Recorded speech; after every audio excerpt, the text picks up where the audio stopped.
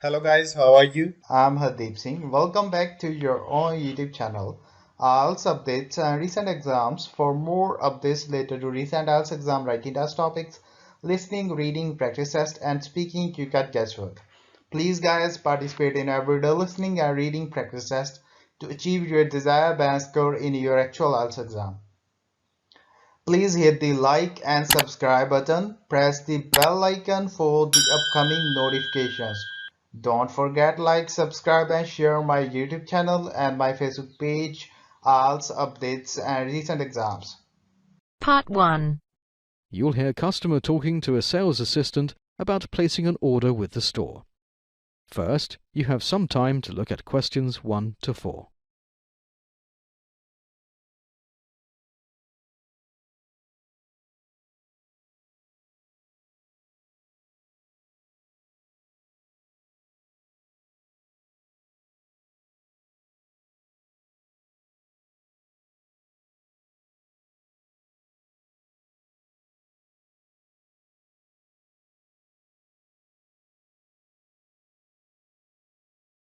Listen carefully and answer questions 1 to 4. Hi, I'd like to get a cake and some flowers delivered to my friend. It's her birthday tomorrow. Sure, ma'am. I'll just take down your details. Yes, certainly. Can I have your complete name, please? It's Claire Monet. You'll have to help me out with your surname. Sure, it's Monet. M for Monaco, O for Oscar, N for Naughty, E for England, and T for Tesla. Thank you for spelling out your name for me. Can you please help me with your address? It's 1214 Sunset Boulevard, Staten Island, New York. And your zip code, please. 10312. That's 10213. No, it's 10312. Okay, 10312. Got it. So you said you wanted to send some chocolates and flowers. I actually wanted to send a cake and flowers, but chocolates will also do if you don't have a cake. We have both cake and chocolates, ma'am. Which one do you wish to choose? Well, I'm kind of confused. How much do these cost? Flowers and cake would cost you $25, and flowers and chocolates would cost you $20. However, if you order all three, flowers, chocolates, and cake, it'll only cost you $35. That sounds good. I think I'll go for all three then. Will there also be any delivery charges? Before listening to the rest of the conversation, you have some time to look at questions 5 to 10.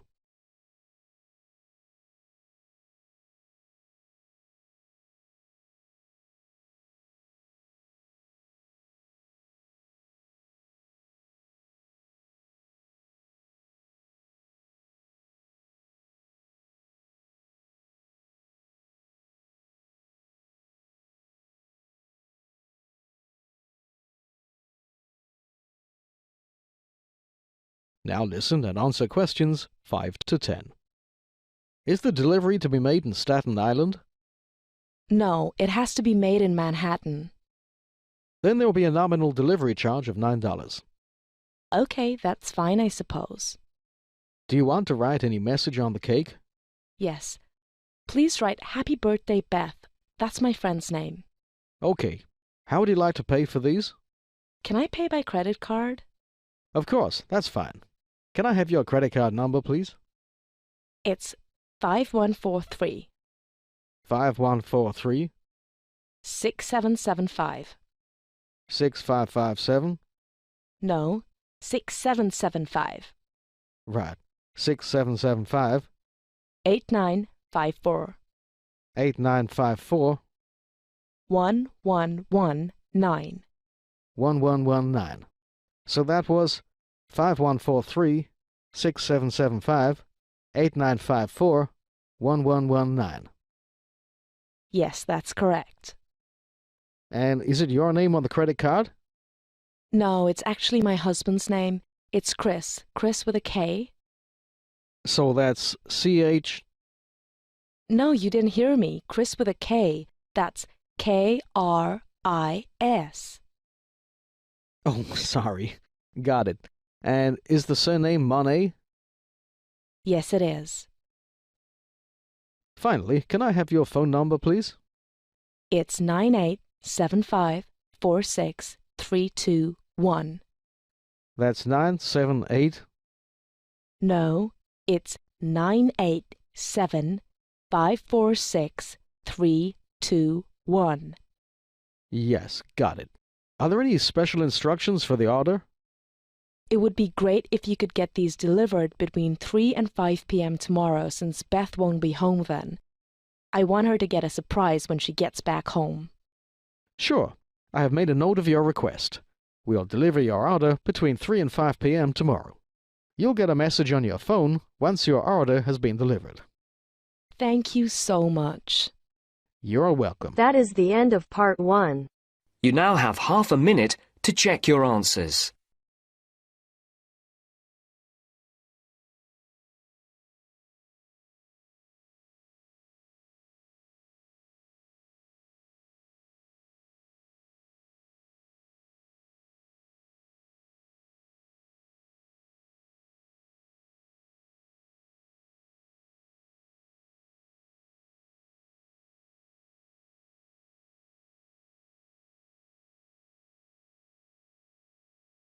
Now turns to part 2.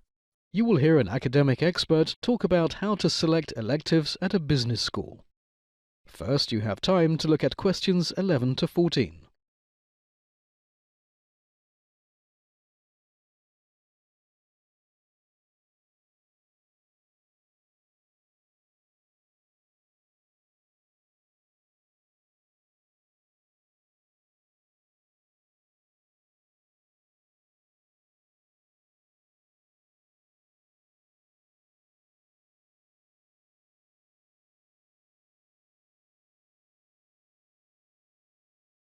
Now listen and answer questions 11 to 14. When promoting their elective courses, some MBA programs appear to subscribe to the belief that bigger is better. The University of Pennsylvania's Wharton School's website refers to the unmatched scope of its nearly 200 electives, which it says constitutes the most electives of any B school. But about 100 miles northeast of Wharton, Columbia Business School heralds its more than 200 offerings as one of the largest and most innovative slates of electives at any business school. It's just like if you're going to go buy socks, or a house, or anything. More choice is better. But, however exhaustive MBA course catalogues are, students, particularly those who spend a semester on an exchange program abroad, can only take a limited number of courses. Although there is some variation, business school's curricula tends to consist of required courses during the first semester, and thereafter students choose from electives, which tend to be narrower in focus and can get as granular as derivatives and advanced derivatives, and advanced derivatives. Many students tend to focus too much on the short term when they select electives. For example, finance courses may serve students well initially, but as they climb the executive ladder, technical issues recede in the background, and training in leadership and management becomes more important. I've had many students say that looking back 10, 15, 20 years after completing their degree, they wish they had paid more attention to and taken more seriously the whole idea of leadership and organizational change. Leadership and management courses are among the best classes that any MBA student can take. Most skills can be learnt on the job, but how to deal with people and how to lead people can never be underestimated. Before listening to the rest of the conversation, you have some time to look at questions 15 to 20.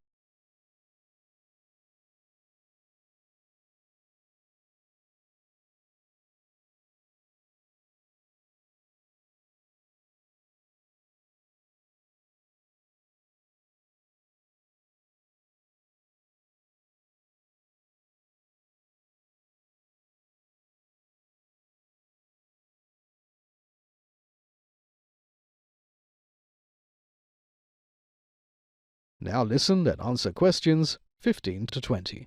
My suggestion is that you pursue electives focused on the following areas.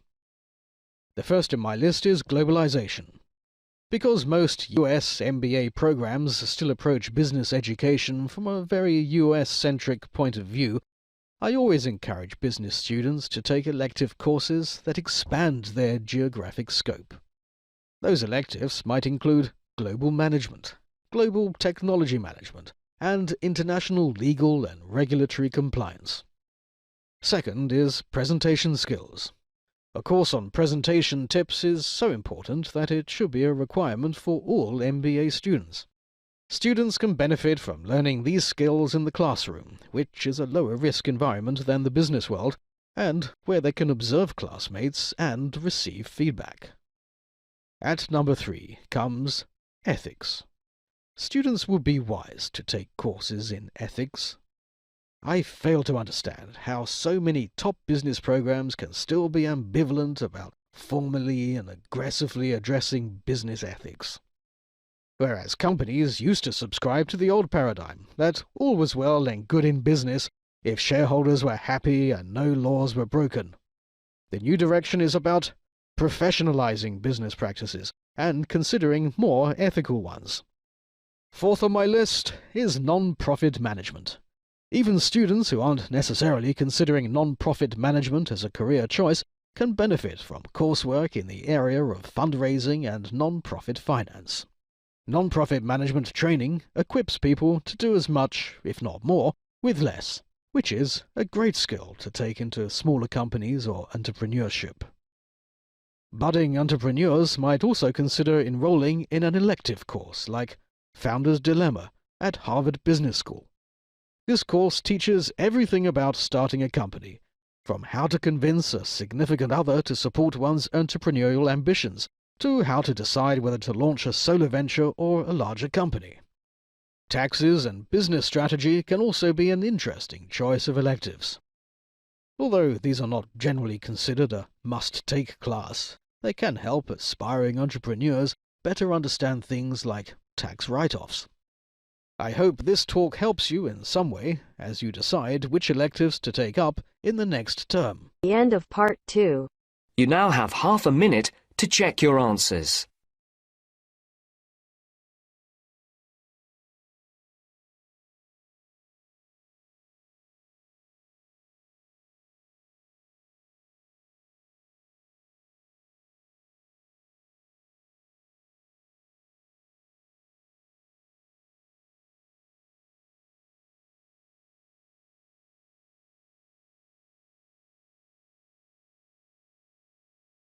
Now turns to part 3. You'll hear two students having a discussion with their professor about their choice of electives. First, you have time to look at questions 21 to 25.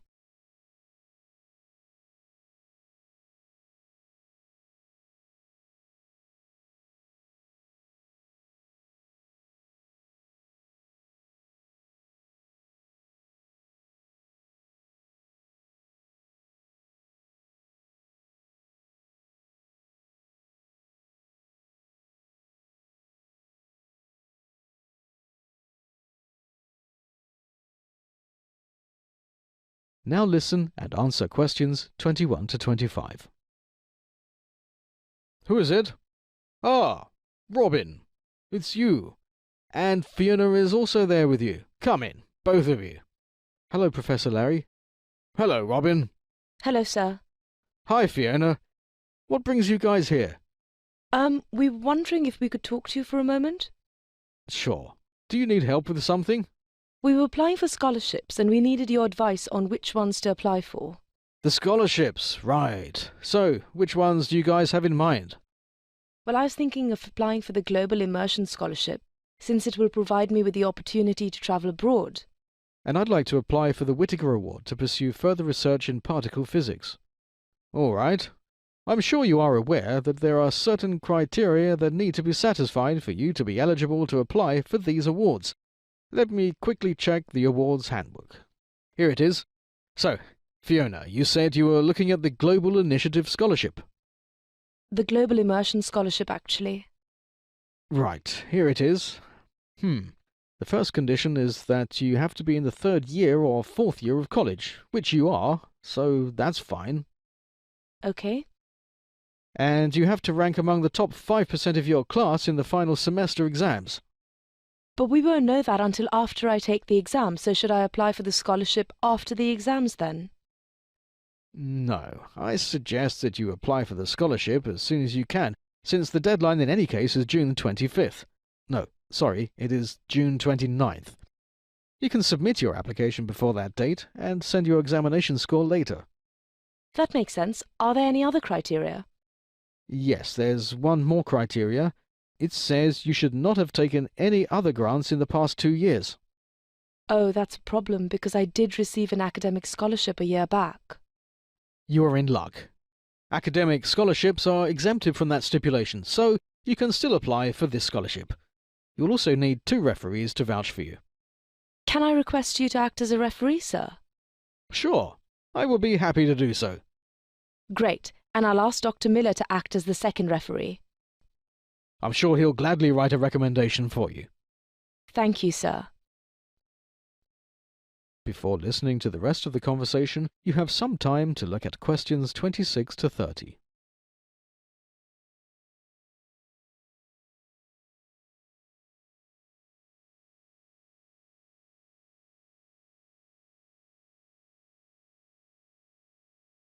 Now listen and answer questions 26 to 30. So, Robin, you said you were thinking of applying for the Whittaker Award. Yes, sir, because I wish to pursue further research in the field of particle physics. As I'm sure you must be aware, the criteria to apply for the Whittaker Award are a lot stricter, since a lot of students these days are interested in particle physics. And the sum awarded is also very large. Oh, is that so? I think I would still like to apply, though. There is no harm in trying, is there? No, there isn't. So, the first thing you need to do is submit a 3,000-word essay describing the exact nature of the research you wish to pursue. Be as specific as you can in this essay, and link it to any past work that you may have already done in this field. Right. I was wondering if there were some examples of successful essays from previous years that I could perhaps look at. Well, not really. You know that plagiarism is a big issue across campuses these days, and once you read another person's work, you could unwittingly end up incorporating certain aspects of it in your own work. I understand. Will you be able to read a draft of my essay then, so that you can give me pointers on how I could improve the same? I'll be happy to. Great! Given your experience, what do you think are my chances of getting this grant? It's difficult to say. As you know, there are only 2 of these grants available, and last year we had around 50 students applying for them. So the chances of success are about 4%. In that case, can I also apply to another scholarship as a backup, in case I don't get this one? I'm afraid you can't. The rules clearly state that each student can only apply for 1 scholarship. Applying for multiple scholarships is not allowed. I think I'll give it a second thought then.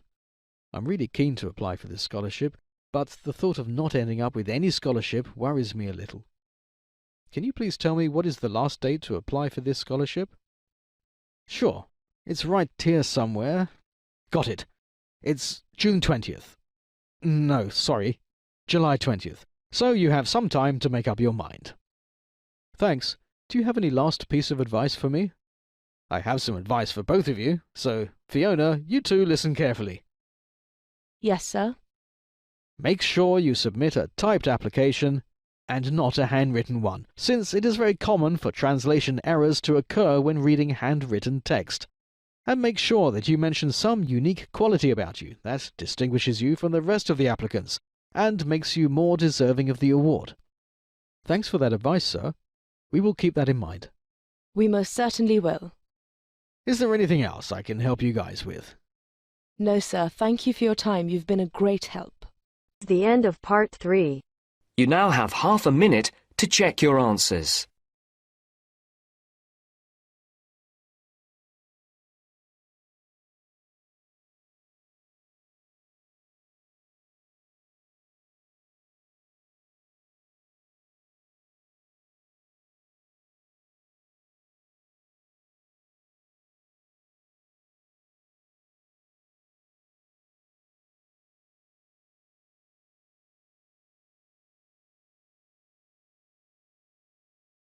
Now turns to Part 4.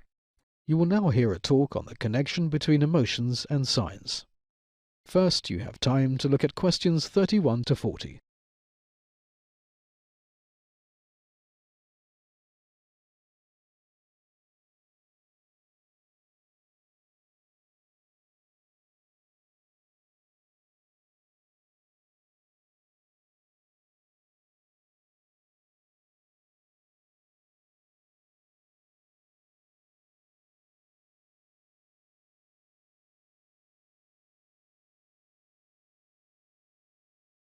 Now listen and answer questions 31 to 35. It is often the case that issues in science trigger highly emotional responses. Global warming, stem cell research, and genetically altered food could each be considered hot topics in science today. Even the change in the definition of the term planet and the subsequent change in Pluto's status as a planet sparked a highly emotional debate among astronomers, scientists, and many individuals in the public at large. News reports described a general sense of disagreement with the reclassification of Pluto among many scientists, astronomers, and individuals in the general public. Hundreds of second and third grade students sent emails to the American Museum of Natural History in New York in protest of the demotion. Further, resistance towards Pluto's reclassification was evidenced among some lawmakers in the United States. The New Mexico state legislature felt the demotion of Pluto was unjustified and consequently passed a bill in March 2007 declaring Pluto to be recognized as a planet within the state boundaries. As a professor of planetary science at the Massachusetts Institute of Technology who helped construct the new definition of planet explains, the word planet and the idea of planets can be emotional because they are something we learn as children. In similar ways, learning about certain scientific topics in school has the potential to spark strong emotions among students. This may especially be the case when students learn that scientists have changed an explanation of a phenomenon or a definition of an object or event that is familiar to them. Learning about familiar topics in science involves a complex system encompassing students' attitudes and knowledge of the phenomenon. The purpose of our study was to explore the relationship between emotions and the possible change in elementary students' attitudes and conceptions about Pluto's reclassification. In addition, our aim was to investigate whether an intervention designed to enhance engagement would promote attitude and conceptual change about a controversial science topic. One such intervention, refutation text, has been shown to be an effective tool for promoting conceptual change. Over the past several decades, researchers in social psychology have been investigating the influences of affect, including moods and emotions, on cognitive processing. Specifically, emotions are brief psychophysiological changes that result from a response to a meaningful situation in one's environment, and typically occur in response to a specific person or event.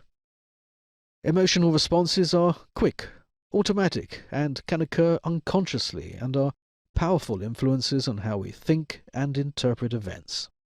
Past research examining emotions in academic settings has primarily focused on test anxiety. However, cognitive and educational researchers have begun to investigate a broader spectrum of emotions in learning contexts. For example, Peckran and colleagues have investigated positive and negative emotions and the various influences these emotions exert on academic outcomes. The work by Peckran and colleagues has focused on emotions at general classroom levels, thus providing a useful perspective for their current study. Emotions that relate specifically to academic learning and classroom instructions have been defined as academic emotions. This category of emotions focuses on students' emotions in relation to studying, test-taking, and attending class. In contrast to Peckran's research on emotions at the classroom level, our interest is in examining topic emotions, those emotions related to a specific topic within a classroom. It may be that a student enjoys learning about science and attending science class. However, they may experience frustration or anger when asked to learn the scientific viewpoint of evolutionary biology. Peckram describes a two-dimensional model of academic emotions that includes valence and activation. In our study, we focused on the valence, as that was our interest. Positive emotions include enjoyment, pride, and hope, whereas negative emotions include anxiety, anger, shame, boredom, and hopelessness. It is hypothesized that positive emotions increase motivation, critical thinking, elaboration, and metacognitive strategy use. Additionally, positive emotions can facilitate creative thinking and enhance deeper levels of cognitive processing, thereby facilitating problem-solving, even when the information is negative. Individuals experiencing positive emotions may initially use less complex processing strategies till they notice a discrepancy between their prior knowledge and the new information. Once the discrepancy is noticed, the individual is likely to engage in deeper level processing of the conflicting information. It is possible that an individual who experiences positive emotional responses to anomalous information may be willing to give thoughtful consideration of that information even when it conflicts with their prior knowledge. For example, if a student enjoys learning about the solar system, she may be willing to thoughtfully weigh the scientists' rationale for reclassifying Pluto as a dwarf planet. That is the end of part 4. You now have half a minute to check your answers. So guys, don't forget like, subscribe and share my YouTube channel and my Facebook page, IELTS updates and recent exams. For more updates related to recent IELTS exam writing test topics, listening, reading, practice test and speaking, you got guesswork. Please guys, participate in everyday new IELTS listening and reading practice tests to achieve your desired band score in your actual IELTS exam. For more IELTS material, visit my official website www.ieltsupdatesandrecentexams.com.